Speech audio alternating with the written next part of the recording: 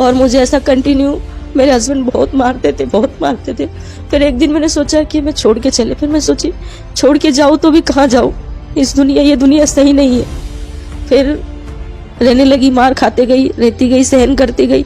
ऐसा करते करते मेरा फिर एक बेटा हुआ। मुझे 2 महीने बाद ही मैं अपने बच्चों को ऐसे दूध पिला रही थी तो मेरे हस्बैंड ने इतना बड़ा ईंट फेंक के मुझे मार रहे थे, तो ईंट मेरे बेटे के सर में लगा।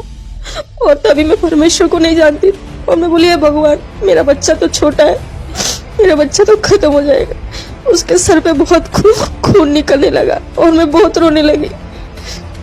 तो फिर ऐसा हल्दी वगैरह लगा के सुई करी, तो कंटिन्यू ये मार कई सालों तक चलता रहा। मेरा नाम पूजा वाल्मीकि है, मैं हिंदू फैमिली से हूँ। मैं हुई 10 साल की हुई, 10 साल की उम्र में मैंने मेरी माँ को खो दिया। मेरी मम्मी गुजरने के बाद फिर पापा भी हमको छोड़ के चले गए, तो फिर हम 3 दिन अलग अलग हो गए। मैं मुंबई में आई रहने के लिए। फिर मैं ना हर भगवान को पुकारती थी, तो ऐसा हिंदी मूवी देखती तो उसमें गॉड का दिखाई देता था। जब घंटी क्रॉस दिखता था ना, मैं सोचती थी ये भी गॉड है, ये ऐसा भी भगवान होता है क्या? अरे वो तो अंग्रेज लोगों का भगवान है, मैं ऐसा सोचती थी। तो मैंने हस्बैंड से शादी किया। शादी करने पर वो मतलब हम लोग चले गए थे, मेरे हस्बैंड लेके चले गए ना, चालू इतना मारते थे मेरे हस्बैंड। तो मैं बोली, भगवान ए भोले तू, मैं हमेशा शंकर भगवान का मंगलवार का, ये शुक्रवार का, ये सब उपास करती थी और उन भगवानों को पुकारती थी कि हे भगवान, हे माता, तू है तो क्यों मेरे साथ ऐसा हो रहा है, मैं तो जन्म से ही दुखी हूँ। मैं हमेशा ऐसा रोती थी और मुझे ऐसा कंटिन्यू मेरे हस्बैंड बहुत मारते थे ना था, क्योंकि बारिश के समय भी हमको बाहर सुलाया जाता था। वो सब मेरे ससुराल वाले सब अंदर सोते थे, मुझे और मेरे बेटे को बाहर सुलाते थे बारिश में।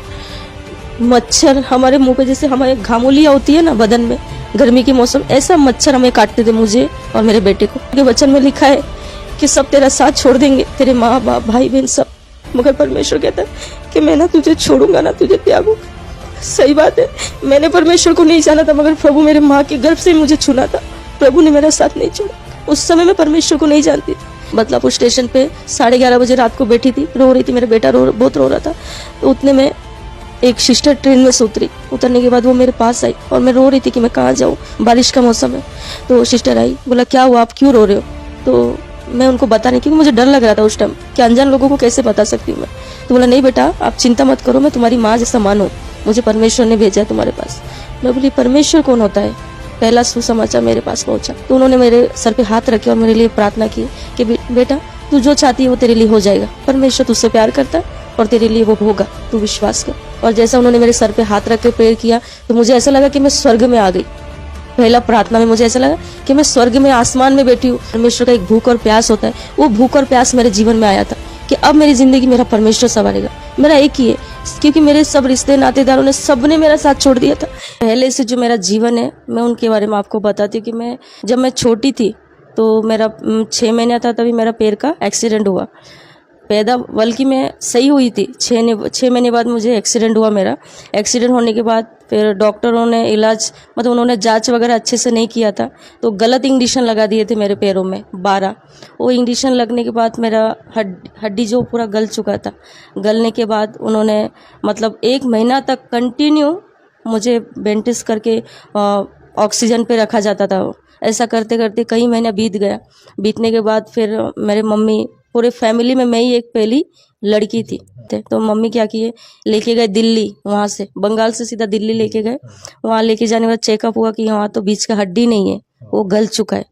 तो बोला अभी उसका कोई इलाज नहीं हो सकता, आप जब 19 साल की हो जाएगी उसके बाद आप इलाज कर सकते हो। तो उसके बाद उन्होंने लेके आए। फिर मैं धीरे धीरे ऐसा तकलीफ में रहने लगी, चल नहीं पाती थी, फिर नहीं पाती थी। जैसे मैं 6-7 साल की हुई तो ऐसे हाथ के सहारे में चलती थी, थोड़ा थोड़ा, ज़्यादा देर तक नहीं चल पाती थी मैं। तो ऐसा करते करते मैं हुई 10 साल की हुई। 10 साल की उम्र में मैंने मेरी माँ को खो दिया। मेरी मम्मी, हम 3 बहन हैं, मैं सब में बड़ी हूँ, मेरे से और 2 बहन हैं छोटी। मेरी मम्मी गुजरने के बाद फिर पापा भी हमको छोड़ के चले गए, तो फिर हम 3 बहन अलग अलग हो गए। मैं मुंबई में आई रहने के लिए और मेरी बीच वाली बहन जो है वो बंगाल में, सबसे छोटी राजस्थान में है। ऐसा हम अलग अलग हो गए। फिर उसके बाद फिर हमने क्या किया कि सोचा कि नहीं, अभी जो ज़िंदगी हमारी, पापा तो छोड़ के चले गए, अब कैसे जाएगी, ऐसा मैं हर दिन भगवान को बोलती थी कि भगवान अब तो हमारे दुख की बात, मेरे मन की बात मैं किसको बोलूँ, भगवान किसको बोलूँ मैं, कि ऐसा रात दिन रोती थी मम्मी के लिए। क्योंकि उस टाइम मेरा पैर ऐसा था तो सब मुझे बोलते थे ये हमारे सर पे बोझ है, बोझ है, बोझ है। कोई मतलब संभल तो उतना है कि प्रभु का धन्यवाद है कि मेरे मामा मामी, मेरी मौसी लोग ने मुझे, मेरी बीच वाली बहन को पाला पोसा बड़ा किया, वो लोग ने पढ़ाए। फिर जितना हम लोग पढ़ना चाहते थे उतना पढ़ नहीं पाए क्योंकि आर्थिक तंगी थी घर पे, इसके लिए। और ऐसे बहुत से ऐसे ताने वगैरह होने लगा घर में। तो फिर मैंने बोली कैसी ज़िंदगी हमारी, क्या करना, कहाँ जाऊँ मैं, क्या करूँ, ज़िंदगी ख़त्म कर दूँ, ऐसे सोचती थी। फिर एक डर भी होता था कि कैसे ख़त्म करूँ, वो हिम्मत तो चाहिए हमें ख़त्म करने के लिए, ऐसा भी लगता था। फिर मैं ना हर भगवान को पुकारती थी। तो ऐसा हिंदी मूवी देखती तो उसमें गॉड का दिखाई देता था। जो जब घंटी क्रॉस दिखता था ना, मैं सोचती थी ये भी गॉड है, ये ऐसा भी भगवान होता है क्या, अरे वो तो अंग्रेज लोगों का भगवान है, मैं ऐसा सोचती थी। फिर मैंने इतना ध्यान नहीं दिया, पर ऐसा उस एक लगाव होता था कि मैं भी वो क्रॉस पहनूं, मैं भी उस गॉड को, ऐसे एक लगा था। फिर मैंने दिमाग से निकल गया मेरा। फिर जिंदगी मेरी ऐसा धीरे धीरे धीरे बहुत तकलीफ में जाने लगा।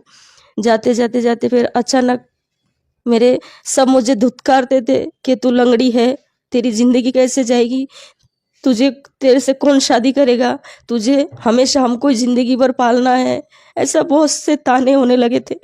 फिर मैं बर्दाश्त के बाहर हो चुका था। फिर मैं बोली नहीं, अभी जो भी है, जैसा भी वो मेरे लिए रिश्ता देख रहे चलेगा, मैं कर लूँगी। तो रिश्ता तो देखा उन्होंने, मेरे फैमिली वालों ने रिश्ता देखा, ड्राइवर था। पर वो ड्राइवर के साथ शादी तो हुआ था, पर वो एक शादी नहीं माना जाता। जिस दिन शादी हुआ था उसी दिन रात को वो ड्राइवर, उसको मालिक का कॉल आया था। मेरी इच्छा नहीं थी उससे शादी करने की, पर ऐसा ऐसा बात मुझे मालूम पड़ा उसके बारे में, तो मेरी इच्छा नहीं, मेरी फैमिली का भी इच्छा नहीं था।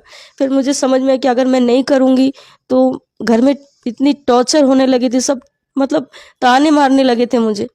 फिर मैं बोली जाने दो, अगर होता है नसीब में शायद यही है तो यही हो जाएगा। तो किया। उसके बाद तो उसी दिन वो चला गया, भाग गया वो।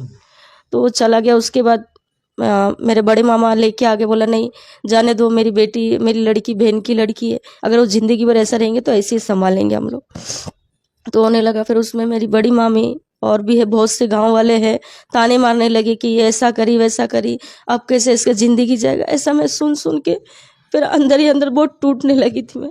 फिर मेरी मौसी बोली बेटा एक काम कर, तू आ जा यहाँ पे मुंबई में। तो मैं बोली कि, बोला तेरा पैर का इलाज करना है मुझे, आ जा तू जय हॉस्पिटल में। मैं बोला ठीक है। फिर मैं आई तो वहाँ लेके गए, तो डॉक्टर ने बोला कि अभी तुम्हारा इलाज नहीं हो सकता है, तुम्हारे शरीर में खून कम है, तुमको 3 महीना रेस्ट करना पड़ेगा। तो मैं बोला ठीक है कोई बात नहीं। तो ऐसा ही हमें मौसी बोले अभी गाँव मत जा, यहीं पे रह तू। तो फिर मैं यहाँ पे रहने लगी। रहते रहते मेरी मौसी गाँव चली गई। तो यहाँ पे रहते हुए अचानक मैंने जो शादी हुआ, मेरे हस्बैंड से मेरी मुलाकात हुई। तो वो भी दिल्ली के हैं, वो मेरे हस्बैंड तो दिल्ली के हैं। तो उन्होंने मुझे देखा और उन्होंने देखा और बोला मुझे तुझसे शादी करना है। मैं बोली ऐसे कैसे कोई इंसान ऐसे अचानक बोल सकता आके, आजकल का दुनिया कैसा है क्या है, मेरी आगे भी 2 बहन है, मैं अपनी ज़िंदगी थोड़ी ऐसा कर सकती हूँ। तो बोले नहीं मैं तुम पर विश्वास नहीं करती, मैंने ऐसा बोला। तो बोला नहीं मैं शादी करूँगा तो तुझसे ही करूँगा। उन्होंने बोला ठीक है। फिर मेरी सास आई मुझे देखने के लिए। तो बोला बेटा जब मेरा बेटा जब आपको पसंद करता है, मेरे बेटे की पसंद नहीं मेरी पसंद है। तो फिर मैंने सोचा कि ऐसा आजकल की ये दुनिया में ऐसी सास कहाँ मिलेगी जो अपने बेटे को ऐसा एक अपाहिज लड़की को शादी कराना चाहते। तो मुझे लगा ये फैमिली बहुत अच्छा है और परमेश्वर का अच्छा है फैमिली। तो मैंने मेरी सास को देख के मैंने हस्बैंड से शादी किया। शादी करने पर वो मतलब हम लोग चले गए थे, मेरे हस्बैंड लेके चले गए। तो मेरे परिवार वालों को लगा कि मैं मर गई, मैं लापता हो गई। 4-5 साल तक उनको कोई मेरे बारे में कुछ मालूम नहीं था। सबको लगा कि ये ख़त्म हो चुकी है, नहीं है दुनिया में। तो जैसे मेरा लव मैरिज तो हुआ हमारा, पर 3 महीने बाद ऐसे धीरे धीरे तकलीफ मारना पीटना चालू, इतना मारते थे मेरे हस्बैंड। फिर मैं सोचती थी यार इतना तो मार मैंने, मेरे माँ नहीं था तो भी मैंने अपने मामा के घर पे भी, मामा मामी के घर पे भी इतना मैंने मार नहीं खाया। तो मैं ये क्या करी, मैंने अपने पैरों पे कुल्हाड़ी मारी, मैंने ऐसा सोचा। तो मैं बोली भगवान हे भोले तू, मैं हमेशा शंकर भगवान का मंगलवार का, ये शुक्रवार का, ये सब उपवास करती थी और उन भगवानों को पुकारती थी कि हे भगवान, हे माता, तू है तो क्यों मेरे साथ ऐसा हो रहा है, मैं तो जन्म से ही दुखी हूँ। मैं हमेशा ऐसा रोती थी और मुझे ऐसा कंटिन्यू मेरे हस्बैंड बहुत मारते थे, बहुत मारते थे। फिर एक दिन मैंने सोचा कि मैं छोड़ के चले। फिर मैं सोची छोड़ के जाऊँ तो भी कहाँ जाऊँ, इस दुनिया, ये दुनिया सही नहीं है। फिर रहने लगी, मार खाते गई, रहती गई, सहन करती गई। ऐसा करते करते मेरा फिर एक बेटा हुआ। मुझे मेरा बेटा हुआ तो हुआ जैसे हॉस्पिटल से लेके आई, 2 महीने बाद ही मैं अपने बच्चों को ऐसे दूध पिला रही थी तो मेरे हस्बैंड ने इतना बड़ा ईंट फेंक के मुझे मार रहे थे, तो वो ईंट मेरे बेटे के सर में लगा और तभी मैं परमेश्वर को नहीं जानती थी और मैं बोली, हे भगवान, मेरा बच्चा तो छोटा है, मेरा बच्चा तो खत्म हो जाएगा। उसके सर पे बहुत खून निकलने लगा और मैं बहुत रोने लगी। तो फिर ऐसा हल्दी वगैरह लगा के उसको ये करी, तो कंटिन्यू ये मार कई सालों तक चलता रहा। कम से कम हो गया 1.5 साल तक ये कंटिन्यू चलता रहा। चलने के बाद फिर मैंने एक दिन बोली, नहीं, मेरे बेटे के लिए मुझे जीना है। अगर मुझे मेरे बेटे को बचाना है तो मुझे ये घर से जाना होगा, तो ही मेरा बेटा जी पाएगा, नहीं तो नहीं। मैंने ये ठाना था, क्योंकि बारिश के समय भी हमको बाहर सुलाया जाता था। वो सब मेरे ससुराल वाले सब अंदर सोते थे, मुझे और मेरे बेटे को बाहर सुलाते थे बारिश में। मच्छर हमारे मुंह पे, जैसे हमारे घामोलियाँ होती है ना बदन में गर्मी के मौसम, ऐसा मच्छर हमें काटते थे, मुझे और मेरे बेटे को। इतना वो मच्छर काटने से मेरे बेटे को बीमारी लग गई थी, दम की बीमारी। तो फिर वो ऐसा करते करते बोले, नहीं, अब तो मैं इस घर से निकलूंगी। तो मैं 1.5 साल की, मेरा लड़का 1.5 साल का था, तब मैंने घर छोड़ दी थी खुद से ही। बोले नहीं, मुझे मेरे बेटे को जिंदा रखना है तो मैं कहीं पे भी काम करूंगी, कहीं पे भी कुछ करूंगी, मैं अपने बच्चे को, मेरे बेटे के लिए मैं करूंगी। ये बोल के मैं निकल गई। निकलने के बाद फिर मैं मेरे घर पे आई, मैं मेरी मौसी, मेरे मामा उनके पास आई तो उनको बताई ऐसा ऐसा बात है।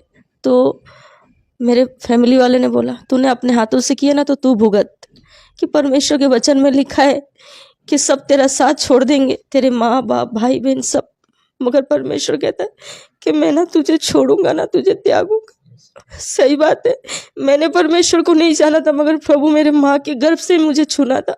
प्रभु ने मेरा साथ नहीं छोड़ा। उस समय मैं परमेश्वर को नहीं जानती थी।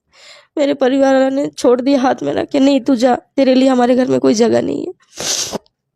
फिर मैंने अब क्या करूँ, फिर आ गई। आने के बाद मैं स्टेशन पे बैठी थी, बदलापुर स्टेशन पे 11:30 बजे रात को बैठी थी, रो रही थी, मेरा बेटा बहुत रो रहा था।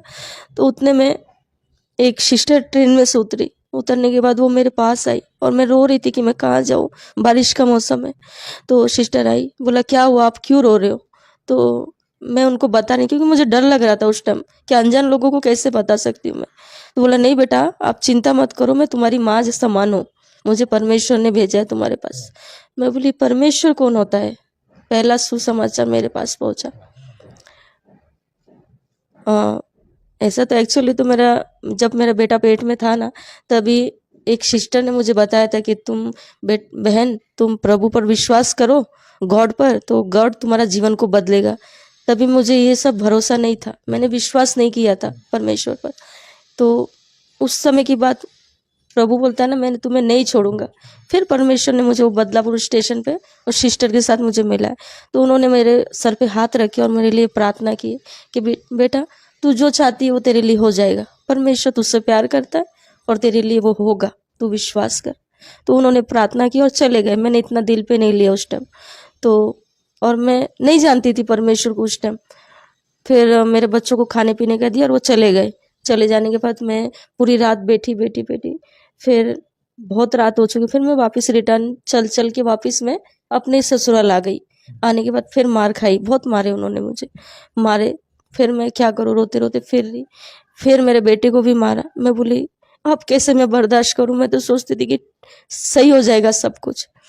फिर मैं 6 के 7 दिन बाद फिर निकल गई, मैं उस घर से फिर निकल गई। बोले नहीं, अब नहीं जाऊंगी मैं। फिर मैं बदलापुर स्टेशन पे गई, मैं इलाज खत्म कर दूंगी अपने आप को मैं। मैं अपने आप को आज ख़त्म कर दूंगी, मेरा बेटा भी जाएगा, मैं भी जाऊंगी। मैं गई, फास्ट ट्रेन आ रही थी, जैसा मैंने उड़ी मारा मेरा बेटा भी था। क्या मालूम वो कौन व्यक्ति था, वो मुझे मालूम नहीं। मेरा पैर भी फंस गया था पटरी में, किसने बचाया मुझे मालूम नहीं। और ट्रेन चली गई, मैं साइड में को मेरा बेटा, मैं बोला अरे मेरा बेटा कहाँ है, मेरा बेटा का। फिर और एक लंबे से एक अंकल थे, वो कौन थे मुझे मालूम नहीं। वो बोला बेटा तुम मत, क्यों तुम ऐसा कर रहे हो, उन्होंने मुझे ऐसा बोला। तो बोले अंकल नहीं मेरा बेटा कहाँ है, मेरा बेटा कहाँ है। बोला चिंता मत करो, तुम्हारा बेटा देखो वहाँ बैठा है, वो फल फ्रूट वाले की गोदी में। तो मुझे बहुत खुशी हुआ। फिर वहाँ से फिर वो ट्रेन जाने के बाद वहाँ उस पटरी से फिर इस साइड में आई और बैठी रही, पूरा दिन बैठी थी वहाँ पे, रात को 8 बजे तक बैठी थी मैं। फिर अचानक जहाँ पे मेरा ससुराल है वहाँ पे एक आंटी भाड़े से रहती थी, तो उन्होंने रूम खाली कर दिया था, तो वो दूसरे जगह आई रहने के लिए। तो उन्होंने मुझे स्टेशन पे देखा तो बोला अरे बे पूजा तू यहाँ पे। मैं बोली हाँ आंटी क्या हुआ। मैं बोली ऐसे ऐसा बात है। बोलता अरे तूने तो अपनी ज़िंदगी बर्बाद कर ली उस परिवार से। तो उन्होंने मुझे ऐसा बोला चल एक काम कर, मैं तू मेरी बेटियों के साथ रहना, मेरे घर चल, जो मेरी बेटी खाएंगे वो तुम लोग खाना, तू खाली मेरी बेटियों का ध्यान रखना। तो उनके हस्बैंड जो है ना वो चर्च में जाते थे। हाँ वो चर्च तो जाते मगर पीते भी थे वो। तो बोला एक दिन वो ऐसा अंकल ऐसा फोटो के सामने ऐसा प्रेयर कर रहे थे। तो मैं बोली आंटी ये क्या कर रहे हैं। तो बोलता अरे वो चर्च जाता है ना इसके लिए वो ऐसा प्रार्थना कर रहा है, वो पूजा कर रहा है। तो मुझे इतना ये नहीं हुआ। तो बोले चलो कोई बात। फिर वहाँ पे मैं रहने लगी। रहते रहते फिर जब उनकी बड़ी बेटी आंटी की बड़ी लड़की, तो उनके लिए एक रिश्ता आया था पूना से। और रिश्ता आया तो लड़की की बहन और माँ और पिताजी ये लोग आए थे पूना से। और मुझे मालूम नहीं कि वो हमारे रिश्तेदार है। तो जैसे वो आंटी क्या बोली बेटा आज मेरे लड़की का मंगनी है, तुझे देखेंगे तो लोग बहुत सवाल करेंगे तू कौन है क्या है, तू एक काम कर बेटा कहीं चली जा। मैं बोली आंटी मैं कहाँ जाऊंगी बच्चे को लेके। तो एक काम कर तू चल बाथरूम में तू रहे, जब तक मंगनी हो जाए तब तक वो लोग चले तो तुझे मैं छोड़ दूंगी। तो बोला ठीक है। तो उन्होंने क्या किया मेरे को लेटरिन में ले जाके मुझे और मेरे बेटे को बंद कर दिए। हाँ बाथरूम में बंद कर दिए उन्होंने, बंद कर दिए। तो उसमें से फिर आधा घंटा हो गया और मेरा बेटा भी रो रहा है और मैं उसका मुंह ऐसा बंद कुरकुर कि उसका आवाज़ बाहर नहीं जाना चाहिए। वो रो रहा है और मैं बोली भगवान भगवान कर रही हूँ मैं ऐसे ही बाथरूम में बैठ के। और फिर अंदर ही अंदर बाथरूम में रोने लगी। फिर अचानक जो कितना टाइम तक अंदर थी मैं कम से कम 1 घंटा तक। हाँ और मैं एक पैर पे ज़्यादा खड़ी नहीं हो पा रही थी। मैं मेरे पैर में भी बहुत दर्द दे रहा था और मैं रो भी रही थी। फिर उतने में लड़के का बहन जो बड़ी बहन थी वो आए। तो बोला आंटी मुझे बाथरूम जाना है, दरवाज़ा खोलिए ना कोई तो है। तो लड़की की माँ ने बोली कि नहीं ये लड़की के पिताजी गए हैं अंदर। तो बोला ठीक है ऐसा बोल के वो बोला ठीक है चलेगा मैं बाद में आती। तो वो सिस्टर चली गई। चले जाने के बाद फिर वो 10-15 मिनट बाद वापस आए। बोला आंटी कितना देर हो गया अंकल दरवाज़ा खोले नहीं, देखो ना क्या है मुझे बाथरूम जाना है। तो बोला हाँ करती हूँ ऐसा करके उन्होंने भेज दिया। फिर आए बोला आंटी कुछ तो बात है, अरे देखो वो पीते हैं कहीं गिर तो नहीं गए बाथरूम में पी के, 1 घंटे से ऊपर हो गए आप लोग दरवाज़ा नहीं खोल रहे हो। फिर वो लड़की मैं सब सुन रही हूँ, मुझे आवाज़ आ रहा है बाथरूम के इधर से। तो लड़की की माँ बोलती कि नहीं इसके उसके पापा नहीं है कोई और है। तो बोला कौन है, आप झूठ बोले दरवाज़ा खोलो। तो जैसे दरवाज़ा मुझे ऐसा खोला बाथरूम में को बोला पूजा बेटा दरवाज़ा खोलो। तो मैंने अंदर से कड़ी खोला। कड़ी खोलने के बाद जब मुझे देखे उन्होंने निकलते मुझे और मेरे बेटे को, तो वो हैरान हो गए वो लड़की की बहन। तो जो लड़की की बहन थी वो विश्वासी थी। तो बोलता बहन जब निकली तो बहन बोल रही थी सिस्टर कि पवित्र आत्मा मुझे बार बार कुछ बोल रहे थे कि दरवाजा में कुछ तो है। तो प्रभु का धन्यवाद हो। अरे बाप रे तुम कहाँ से आई, वो सिस्टर मुझे ऐसा बोलने लगा। तो वो सिस्टर ने क्या किया बोले बेटा आप परमेश्वर को जानते हो। मैं बोला नहीं। तो बोला ठीक है। तो उन्होंने मेरा हाथ पकड़े और मुझे टेरिस पे लेके गए। लेके जाने के बाद उन्होंने बोला तुम यीशु को जानते हो। मैं बोली नाम तो सुना है, वो अंग्रेजों का भगवान है पर मैं कभी नहीं गई हूँ ना मैं, और हम तो हिंदू हम कैसे कर सकते, उनका भगवान कैसे हमारा भगवान हो सकता है। मैंने उनको ये बोला। तो बोला नहीं परमेश्वर ने कहा कि उन्होंने जगत से प्यार किया है, उन्हें जात धर्म, परमेश्वर मनुष्यों के लिए आया है। उन्होंने ऐसा बोला मुझे परमेश्वर आपसे भी प्यार करता बेटा, तुम्हारी माँ के गर्भ से तुम्हें परमेश्वर चुना है, तुम प्रभु पर विश्वास करो। उन्होंने मुझे ऐसा बोला, तुम्हारा जिंदगी परमेश्वर संवारेगा। तो बोला तुम्हारा सास का नाम क्या है, तुम्हारे हस्बैंड का नाम क्या है। तो मैंने पूरा फैमिली का नाम बताया। तो उन्होंने बोला, अरे वो तो मेरी बहन है तुम्हारी सास। उन्होंने ऐसा बोला, आशा नाम है। मैं बोली हाँ। भारती, मैं बोली हाँ मेरी ननद है। रवि जीतू, मैं बोली हाँ रवि मेरे हस्बैंड के नाम है, जीतू मेरा देवर। अरे वो तो मेरी बहन के बच्चे हैं। अरे बाप रे, तुम कैसे, तुम्हारे पर कोई बात नहीं, तुम सही जगह, प्रभु ने मुझे सही जगह पे लाया। तुम विश्वास करो, परमेश्वर तुम्हारी जिंदगी को बदलेगा। तुम जैसा चाहते हो प्रभु ऐसा करेगा। तो उन्होंने मुझे टेरेस पे लेके गए। बहुत देर तक मुझे परमेश्वर का वचन उन्हें बताया। और जैसा उन्होंने मेरे सर पे हाथ रख के प्रेयर किया, तो मुझे ऐसा लगा कि मैं स्वर्ग में आ गई। पहला प्रार्थना में मुझे ऐसा लगा कि मैं स्वर्ग में, आसमान में बैठी हूँ। बहुत सितारा है, स्वर्गदूत मुझे ऐसा दिखाई दिया। और मैं बहुत रोई। और मेरे मन में इतना विश्वास आया कि हाँ, अब मेरी जिंदगी मेरा परमेश्वर संवारेगा। अब मैं ना ये पति को छोड़ूंगी, मेरा सब कुछ ठीक होगा। मैंने ऐसा एक ठान लिया अभी।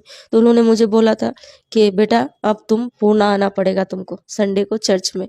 तो मैं बोली मौसी लगेगी, हमारी सास की बहन है। तो बोली मौसी मैं कैसे आऊँ इतना दूर। बोले बेटा परमेश्वर से प्रार्थना कर, प्रभु सब कुछ संभव करेगा। उन्होंने बोली प्रार्थना कैसे करते। तो उन्होंने बोला जैसे तुम मेरे से बात कर रहे हो वैसा तुम बात करो। तो मैं बोला ठीक है चलेगा। तो फिर मैं ऐसा शनिवार आने का रास्ता देखती थी मैं। तो ऐसा 5 दिन बीच में गैप था। तो 5 दिन मैंने जैसा वो मौसी बोल के गई थी मुझे कि परमेश्वर तुम ऐसे ऐसे प्रार्थना करना, ऐसे बात करना, तो मैं ऐसा बात करती थी। और मेरे एक जीवन में एक प्यास, बोलते ना परमेश्वर का एक भूख और प्यास होता है, वो भूख और प्यास मेरे जीवन में आया था कि अब मेरी जिंदगी मेरा परमेश्वर संवारेगा। मेरा एक ही है, क्योंकि मेरे सब रिश्ते नातेदारों ने, सबने मेरा साथ छोड़ दिया था। सबको तो ऐसा लगा कि मैं मर चुकी हूँ, दुनिया में नहीं हूँ मैं। सबने ऐसा मेरे ऊपर क्लेम कर दिए थे कि ये मर चुकी हमारे लिए। तो फिर मैंने बोले अब पिता मेरा तो कोई नहीं, मैं अपनी दिल की बात, मुझे ऐसा लगा अब पिता तू मेरा परमेश्वर है, प्रभु यीशु अब तू मेरी माँ है, तू मेरा बाप है। मैंने एक ही ठान लिया था। मैं माँ बाप पापा मम्मी करके ऐसे प्रार्थना करती थी मैं कि पापा मैं तेरी बेटी हूँ, तू मेरे जीवन को संवारेगा। मैं ऐसा करके प्रार्थना करने लगी। जैसे शनिवार आया तो मुझे जाना था पूना। तो मेरे पास कपड़े नहीं थे, फटा ब्लाउज, फटा साड़ी, मेरे बच्चे के पास एक ही जोड़ी कपड़ा था। तो उस टाइम मुझे उस बात का भी ये नहीं हो रहा था कि अरे मैं क्या पहन के जा रही हूँ। तभी मेरे अंदर एक भूख प्यास थी कि मुझे दुनिया से क्या लेना देना, मैं मेरे परमेश्वर के पास जा रही हूँ। मुझे ऐसा एक हो गया था। तो उन्होंने बोला था, मैं बोला मौसी मैं ट्रेन में कैसे बैठ के आऊँ, गर्दी कितना रहता है, कैसे चढ़ूँ। तो उन्होंने बोला जब तुम ट्रेन के पास जाते हो ना तो परमेश्वर से प्रार्थना करो। तो मैं जैसे लोकल ट्रेन में बैठने के लिए आई तो बोली प्रभु यीशु मुझे तो प्रार्थना करने नहीं आती, प्रभु लोकल ट्रेन आ रही, मेरे हाथ में गोद में एक बच्चा है, प्रभु ट्रेन मुझे खाली मिले, मेरे पास पैसा भी नहीं है। इतना ही मैंने बोली। इतने में एक लोकल ट्रेन करजत का आया, पूरा डब्बा सामने खाली, और मैं बैठी। और मैं उस टाइम बोले यीशु सच में तू है, मैंने ऐसा बोला। फिर मैं धन्यवाद दी। उन्होंने बोला था धन्यवाद दिया को हर समय धन्यवाद देते रहना तुम। तो मैंने धन्यवाद दिया। फिर मैं बोली प्रभु, वो ट्रेन में बैठ के बोली प्रभु अब मैं करजत जा रही हूँ, जो पैसेंजर जो गाड़ी होती है तो पूना के लिए, तो मेरे उसमें बैठने के लिए मेरे पास टिकट चाहिए। और मेरे पास उस टाइम हैंडीकैप सर्टिफिकेट वगैरह नहीं था, तो मेरे पास टिकट के लिए पैसा नहीं है। प्रभु मुझे क्या मालूम सीट मिलेगा कि नहीं मिलेगा, मगर पिता पापा आप मेरी मदद करना। मैंने ऐसा प्रार्थना किया। और जैसे करजत में उतरी तो ऐसे ही सामने मुझे पैसेंजर गाड़ी खड़ा हुआ मिला, और सामने सीट गेट वाला मुझे मिला। और मैं प्रभु का धन्यवाद दी वहाँ बैठने के बाद। बोली चलो प्रभु धन्यवाद, मुझे सीट मिल गया। और बैठी बैठी फिर अचानक मेरा बेटा बहुत रोने लगा। मेरे हाथ में 1 रुपया नहीं है। मेरा बेटा बहुत रोने लगा, रोते रोते मम्मी भूख लगी। अब मैं बोली प्रभु यीशु जीसस अब मैं मेरे बच्चे को कहाँ से खिलाऊं। मैं उसको ये बोलने लगी, मैं मन में ही प्रार्थना करने लगी। अचानक एक आदमी, मैं नहीं जानती वो को, तो परमेश्वर था, एकदम लंबे चौड़े थे और वाइट कलर का शर्ट पहने थे और इतने लंबे लंबे बाल थे उनके। और वो आए और बोला बेटा बच्चा क्यों रो रहा है। मैं बोली कुछ नहीं अंकल ऐसे ही। तो बोला नहीं शायद बच्चे को भूख लगी होगी, दो मुझे गोदी में दो। तो मैं डर रही थी, अरे मैं अपने बच्चे को कैसे दे सकती दूसरे के हाथ में, कहीं लेके गए तो। मैं ये डर रही थी। बोले नहीं अंकल बेटा मैं तुम्हारे पापा जैसा हूँ, तुम्हारा बेटा रो रहा है ना, चुप नहीं हो रहा, दो मुझे। तो मैंने अंकल के गोदी में दिया। तो अंकल ने क्या किया, बिस्किट, केक, बिस्लरी पानी का बाटली, फिर बहुत सारे ऐसे खाने का इतना बड़ा थैली हाथ में मुझे दिए। बोले बेटा ये बच्चे को खिलाओ और चुप हो जाएगा, उसको भूख लगी है। इतना बोल के वो हाथ में मेरे बेटे को गोदी में दिया, हाथ में वो थैली दे के ऐसा मैं अंकल को ऐसा देखने लगे, उतने में वो चले गए कहाँ नहीं। फिर मैं गायब ही हो गए वो। फिर मैं खड़की स्टेशन पूना जाने तक वो अंकल को इधर वहाँ देखती रही और वो मुझे नहीं दिखे। वहाँ पे उतरने के बाद मैं सोची स्टेशन पे उतरे होंगे, तो स्टेशन पे भी देखी तो नहीं उतरे। तो बोले प्रभु यीशु कौन हो सकता है ऐसा। कोई बात नहीं मेरे पिता, धन्यवाद मेरे बच्चे को सुरक्षित, उसकी भूख प्यास को मिटाया प्रभु। तो मैं ये बोल के फिर वहाँ उतरी। तो फिर मुझे एक टेंशन था, मेरे पिता अब मुझे यहाँ से रिक्शा भाड़ा जाने के लिए मेरे पास रिक्शा भाड़ा नहीं है, अब मैं कैसे जाऊँ, मैं चल के जा नहीं सकती इतना दूर। अब मैं रिक्शा स्टैंड के पास जाके खड़ी थी और यीशु यीशु यीशु करके ऐसा बोलती जा रही थी मैं। अचानक सब रिक्शा गया, लास्ट में एक रिक्शा रुका था, वो रिक्शे में प्रेज लॉर्ड लिखा था और गॉड का था वो क्रॉस। वो रिक्शा आके रुकी। तो बोला सिस्टर बहन आपको कहाँ जाना है। मैं बोली हाँ मुझे धापोड़ी जाना है। तो बोला बैठो बैठो। फिर मैं बोली भाई मेरे पास भाड़ा नहीं है, आप जहाँ पे मुझे छोड़ोगे ना वहाँ पे आपको 5 मिनट रुकना पड़ेगा, मैं आपको वहाँ से भाड़ा लेके दे सकती हूँ। तो बोला बैठो बैठो आप, उसका बाद में आप बैठो, पहले बच्चा आपका गोदी में, आप चलने की तकलीफ और आप बैठो बैठो। तो मैं वहाँ बैठी। तो बोले बहन, उन्होंने मुझे, रिक्शा वाले ने मुझे बोला, वो भाई ने, कि आप जो रास्ते पे आपने जो रास्ता चुना है वो सही रास्ता है आपके लिए। और मैं बोली आपको कैसे मालूम भाई, आपको कैसे मालूम। मैंने बोला मुझे गॉड बताया, मैं गॉड का बेटा हूँ। उन्होंने मुझे ऐसा बोला, जो रास्ते पे आप चल रहे हो उस पर अटूट विश्वास करो, वही आपकी ज़िंदगी को बदलेगा। उन्होंने मुझे ऐसा बोला। फिर मुझे और विश्वास, अरे मेरी मन की बात उन्होंने कैसे जाना। मैं रिक्शे में ये सोचने लगी। फिर उन्होंने मुझे वचन के जरिए मुझसे बातें की उन्होंने, और मैं जहाँ जाना था मुझे वहाँ छोड़े। और मैं बोली भाई आप यहाँ रुकिए, मैं पैसा लेके आती हूँ। मैं वहाँ पैसा लेने गई, आके देखी जब तक वो चले गए। तो बोला अरे वो चले गए, तो चले गए, मुलाकात कैसे, उनका नंबर है ना कुछ है, चले गए वो। तो प्रभु ने मुझे वहाँ तक पहुँचाया, मेरी हर एक ज़रूरत को प्रभु ने पूरा किया।